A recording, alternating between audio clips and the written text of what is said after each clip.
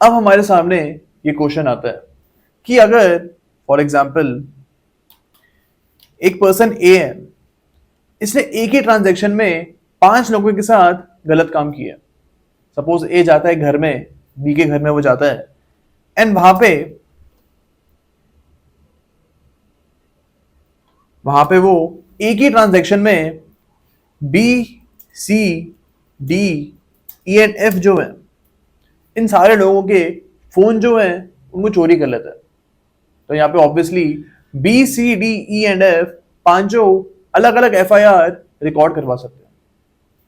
अब हमको यहाँ पे समझना है कि क्या ये चीज अलाउड है, क्या यहाँ पे separate F I are same transaction के लिए आप रिकॉर्ड करवा सकते हो। अब इस चीज के ऊपर हमारे पास टीटी एंथनी और अफाक जहां का केस है।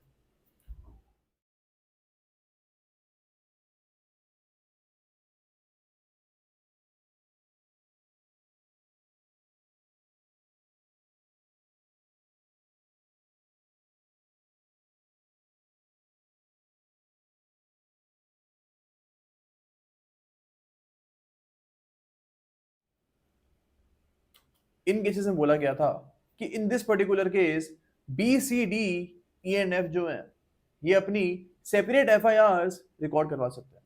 इन this case B, C, D, E and F can actually get recorded there separate F I R. Okay, and यहाँ पे ऑब्वियसली अगर separate F I R record हो रही है तो जो इन्वेस्टिगेशन है वो भी सेपरेटली चलेगी। यानी जो एक्यूज्ड है, बार बार आप इसको सेम ट्रांजैक्शन के लिए इन्वेस्टिगेशन में बुलाओगे।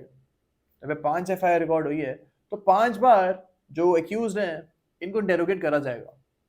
अब इससे हम बोल सकते हैं that the accused will be harassed 5 times for the same transaction.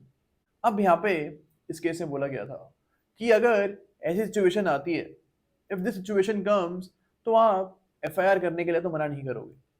ये पांचों लोग अपनी अपनी एफआईआर रिकॉर्ड करवा सकते हैं।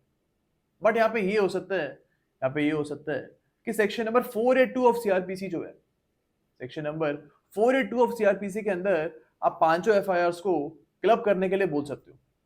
यानी जो हाई कोर्ट है, it can pass orders to club all the FIRs under section number 482 of CrPC. And यहाँ पे कोर्ट ये भी ऑर्डर कर सकती है that all the FIRs will be actually investigated by the same investigating officer. तो यहाँ पे पांचों एफआईआर के ऊपर अलग अलग इन्वेस्टिगेटिंग ऑफिसर अपॉइंट नहीं होंगे, सेम इन्वेस्टिगेटिंग ऑफिसर अपॉइंट होगा पांचों एफआईआर के ऊपर। ओके, तो इस केस में ये चीज बोली गई थी।